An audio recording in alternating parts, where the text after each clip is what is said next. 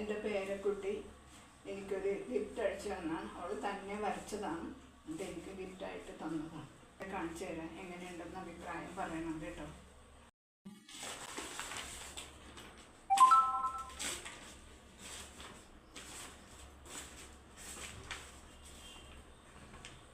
നിങ്ങൾ അഭിപ്രായം പറയണം കേട്ടോ. അവൾ തന്നെ വരച്ചതാണ്.